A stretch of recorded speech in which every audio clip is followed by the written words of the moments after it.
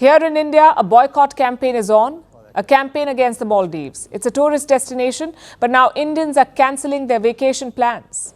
Travel agents are no longer... अभी सलमान खान से लेकर कंगना तक, पॉलिटिशियन से लेकर एक्टर्स, सब लोग लक्षद्वीप आइलैंड को प्रमोट कर रहे हैं। और यह दूसरी तरफ ट्विटर पे बॉयकॉट मालदीव्स ट्रेंड कर रहा है। समझो, ये पूरा सीन स्टार्ट होता है मोदी जी के इस पोस्ट से। मोदी जी अभी रिसेंट में लक्षद्वीप आइलैंड गए इंडिया की आइलैंड इकोनॉमी को प्रमोट करने के लिए, और वहाँ पे मोदी जी ने कुछ प्रमोशनल एक्टिविटीज की। और मोदी जी के इन प्रमोशनल एक्टिविटीज के पोस्ट के नीचे मालदीव से बैकलैश आना शुरू हो गया। ऐसा है ना कि मालदीव का मेजर रेवेन्यू टूरिज्म से आता है। $3 बिलियन से भी ज्यादा मालदीव टूरिज्म से कमाता है, जो उनकी जीडीपी का 50% से भी ज्यादा है। यानी कि कहीं ना कहीं इंडिया के आइलैंड जैसे लक्षद्वीप मालदीव की इकोनॉमी के लिए बहुत बड़ा खतरा बन सकते हैं। और इसलिए मोदी जी के पोस्ट के नीचे बड़े बड़े मालदीव के करंट गवर्नमेंट के ऑफिशियल्स ने डेरोगेटरी, डिफेमिंग और रेसिस्ट कमेंट करना शुरू कर दिया। एक मालदीव के गवर्नमेंट के ऑफिशियल ने तो मोदी जी को क्लाउन तक बोलने की हिम्मत कर दी। और इसी रेसिज्म से लड़ने के लिए सारे इंडियंस एक साथ ट्विटर पे एक वॉर स्टार्ट हो गई। ईज माई ट्रिप जो एक बुकिंग प्लेटफॉर्म है, उन्होंने अपनी लिस्टिंग से मालदीव्स को हटा ही दिया। और कई सारे इंडियंस जो मालदीव जाने वाले थे घूमने के लिए, उन्होंने अपनी फ्लाइट और होटल बुकिंग्स को कैंसिल कर लिया। अलोन इंडिया की 1.4 बिलियन की पॉपुलेशन ने इतना ज्यादा प्रेशर बनाया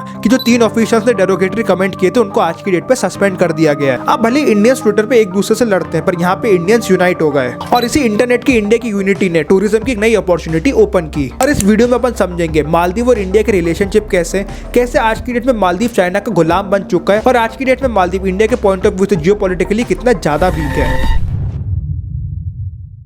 Maldivian members of parliament, rational voices within, have said that the government needs to issue a direct formal apology to Indians and not just a generic statement. The comments that were made by ministers, according to the opposition leaders in Maldives. 1947 में India तो आजाद हो जाता है, लेकिन मालदीव जब भी British colony था। मालदीव के सुल्तान ने अपनी ऑटोनॉमी को प्रोटेक्ट करने के लिए ब्रिटिश के साथ एक पीस ट्रीटी साइन कर ली थी। वैसे भी मालदीव में कोई खास रिसोर्सेज थे नहीं, इसलिए ब्रिटिश ने सुल्तान के हाथों मालदीव को छोड़ दिया। अब नोट करने वाली बात ये भी है कि सुल्तान रूल से कई साल पहले मालदीव में कई सारे बुद्धिस्ट किंग्स ने रूल किया था। अब 1965 में मालदीव को कंप्लीट इंडिपेंडेंस मिल जाती है, और 1968 में 3 साल बाद मालदीव में पहली डेमोक्रेटिक गवर्नमेंट फॉर्म होती है, जिसके प्रेसिडेंट बनते इब्राहिम नासिर पूरे 10 साल तक मालदीव के प्रेसिडेंट थे, और इस टाइम पे इंडिया मालदीव के रिलेशन ठीक ही थे। और नासिर के टेन्योर के बाद अगले प्रेसिडेंट बनते मोहम्मद अब्दुल ग्यूम। यहाँ से सीन चेंज होना शुरू होता है। मोहम्मद अब्दुल ग्यूम की सरकार का तख्ता पलट होने वाला था, तो ग्यूम की सरकार को बचाने के लिए इंडिया ने मदद की। इंडियन गवर्नमेंट ने अपने कई सारे ऑफिशियल्स को बेचे और अब्दुल ग्यूम की सरकार को टेररिस्ट से बचाया। इसको कहते हैं ऑपरेशन कैक्टस। इस पे अगली वीडियो अपन डाल देंगे। हाँ, तो ग्यूम की सरकार को बचाने के बाद इंडिया मालदीव के टाइज और ज्यादा स्ट्रॉन्ग हो गए, और विद टाइम कई सारे प्रेसिडेंट्स बदले और इंडिया मालदीव के रिलेशन लगभग ठीक ही थे। इंडिया को दिक्कतें शुरू होती 2017 से। 2017 में मोहम्मद इब्राहिम सोली मालदीव के नए प्रेसिडेंट बनते हैं, और जो सोली की गवर्नमेंट थी वो थी प्रो इंडिया गवर्नमेंट, यानी वो इंडिया को सपोर्ट करती थी। उल्टा सोली की सिलेक्शन के सिर्फ अगले साल 2018 में इंडिया मालदीव के बीच में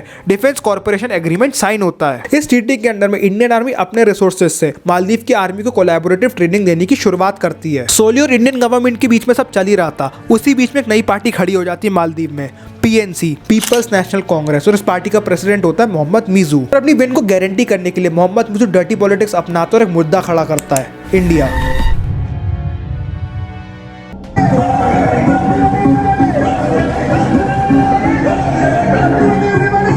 इस वीडियो में इंडिया के पीएम नरेंद्र मोदी का मजाक बनाया जा रहा है, और ये मजाक और कोई नहीं पीएनसी के लोग बना रहे हैं। असल में पीएनसी का majority election campaign India out movement पे बेस्ड है, यानी कि मोटा मोटी पीएनसी ने वोटर्स को मैनिपुलेट और मोटिवेट करने के लिए एक विलन खड़ा कर दिया, उस विलन को बोला इंडिया। इंडिया के प्रैक्टिसेस, लोग और रिलीजन सबके खिलाफ एक तरीके की नफरत क्रिएट की गई। इसको कहते हैं हेट मॉन्गरिंग। इंडिया के लोगों के साथ डिस्क्रिमिनेशन तो किया ही किया, साथ में स्टेडियम में योगा सिखाई जा रही थी, उस योगा सेंटर पर जाके अटैक कर दिया और एंटी इंडिया नारे लगाए गए।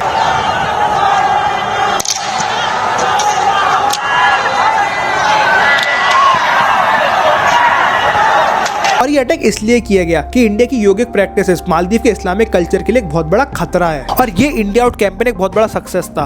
पीपल्स नेशनल कांग्रेस 2023 में इलेक्शन जीत जाती है, और मोहम्मद म्यूजी को मालदीव का नया प्रेसिडेंट बना दिया जाता है, और यहाँ से दिक्कतें शुरू हो जाती हैं। अब जैसे म्यूजी पावर में आता है, वो पहला ऑर्डर ये देता है कि जो 75 आर्मी पर्सनल इंडिया के मालदीव में सिचुएटेड है, उन्हें वापस भेज दिया जाए। और ये 75 आर्मी ऑफिशियल्स मालदीव के आइलैंड में सर्वेलेंस हेलीकॉप्टर्स को ऑपरेट कर रहे थे। ये तो हुआ ही था। साथ ही साथ जनवरी 3 को मालदीव इंडिया के साथ साइन की गई हाइड्रोग्राफिक पैक्ट ट्रीटी को रिन्यू नहीं करता है और ये मिलिट्री पर्सपेक्टिव से इंडिया का बहुत बड़ा लॉस है। यानी कि अब इंडिया मालदीव के एरिया में अपना हाइड्रोग्राफिक सर्वे नहीं कंडक्ट कर सकता और इस कारण से submarine operations, navigation and charting, port security और अंडर वाटर कम्युनिकेशन इंडिया के लिए हिंडर हो सकते हैं और ये वीकनेसेस ईस्टर्न ओशन एरिया में चाइना के अगेंस्ट इंडिया को प्रॉब्लम दे सकती है। असल में पीपल्स नेशनल कांग्रेस और प्रेसिडेंट म्यूजी प्रो चाइना है और चाइनीज गवर्नमेंट अपनी स्ट्रिंग्स ऑफ स्ट्रेटजी से इंडिया को घेरने के लिए मालदीव को as a choke point use करना चाहता है और चाइनीज गवर्नमेंट आज की डेट में मालदीव के साथ वो खेल खेल रही है जो पाकिस्तान के साथ भी खेला गया, बांग्लादेश के साथ भी खेला गया और श्रीलंका के साथ भी खेला गया, the Chinese debt trap strategy. आज की डेट में मालदीव के टोटल डेट का 70% चाइना के हाथ में। हर साल मालदीव चाइना को $92 मिलियन देता है डेट रीपेमेंट के लिए। मालदीव का डेट उनकी जीडीपी से 115% ज्यादा है, यानी कि मालदीव के वॉलेट में सिर्फ 100 रुपए और उधारी वाले 115 रुपए उनसे मांग रहे हैं। तो जो 15 रुपए का उधार चुकाने के लिए मालदीव और लोन लेता है और उन्हें और लोन कौन देता है? चाइना। आज की डेट में मालदीव के सर पे चाइना का $1.4 बिलियन का लोन है। अब मालदीव के ट्रेडिशन रहा है कि जो भी पहला प्रेसिडेंट सिलेक्ट होता है वो अपना पहला फॉरेन ट्रिप इंडिया आता है, तो प्रेसिडेंट म्यूजी ने ऐसा नहीं किया। वो एक ऐसी कंट्री के पास गया जो इंडिया से हेट करती है, टर्की। और अभी रिसेंट में प्रेसिडेंट म्यूजी टर्की के बाद जा रहा है चाइना। जनवरी 8 को पहली बार शी जिनपिंग और म्यूजी मिले हैं और मालदीवियन प्रेसिडेंट ने चाइना को valued ally for integral collaborator बोल के संबोधित किया है और कई सारे बायलैटरल ट्रेड के टाइज मालदीवियन प्रेसिडेंट और चाइना इस मीटिंग में साइन करेंगे और वापस ये इंडिया की नेशनल सिक्योरिटी के लिए एक थ्रेट बन सकता है। अब वैसे ही मालदीव चाइना के डेट में फंसा हुआ है और जो चाइनीज कंपनीज है वो मालदीव में बहुत इजीली इन्वेस्टमेंट कर पाएंगी, यानी कि इकोनॉमिकली हर तरफ से मालदीव को जकड़ा जाएगा। अब मालदीव को बचाने की इंडिया बहुत ज्यादा कोशिश कर रहा है। मैंने तुम्हें स्टार्टिंग में बताया था ना, मालदीव के ऊपर $1.4 बिलियन का लोन है जो उन्होंने चाइना से लिया है। इंडिया ने $1.4 बिलियन का बेल आउट कॉन्ट्रैक्ट ऑफर किया था मालदीव को उनको डेट ट्रैप से निकालने के लिए। ऊपर से कोविड के समय जब टूरिज्म ठप था, मालदीव की इकोनॉमी टूट चुकी थी। इंडिया ने $250 मिलियन देके मालदीव की इकोनॉमी को रीजनरेट किया। अब मालदीव को बचाना इसलिए भी जरूरी है क्योंकि मिडिल ईस्ट से हमारे जितने भी कार्गोज आते हैं वो मालदीव को क्रॉस करते हैं, तो हमारे आने वाले जितने भी ऑयल शिपमेंट्स है इमरजेंसी के समय उन पे खतरा बन सकता है। मालदीव की कैपिटल को कनेक्ट करने के लिए रोड बनाई जा रही है जिसके लिए $100 मिलियन इंडिया ऑलरेडी दे चुका है और $400 मिलियन की और क्रेडिट लाइन ऑफर की है। अब भले इंडिया पैसे से कितने भी मदद करने की कोशिश करे, मालदीव में हमारा डिप्लोमेटिक इंटरेस्ट खतरे में दिख रहा है। ये तो मेरी मालदीव की करंट, प्रेजेंट और फ्यूचर सिचुएशन को लेके पूरा वीडियो। अगर तुम लोगों के पास भी कोई वीडियो का आइडिया है तो मुझको इंस्टाग्राम में मैसेज करके बता देना। अगर तुम्हारा टॉपिक अच्छा लगा तो उस पर वीडियो बना देंगे। इंस्टाग्राम का लिंक तुम्हें कमेंट सेक्शन में पिन दिख जाएगा।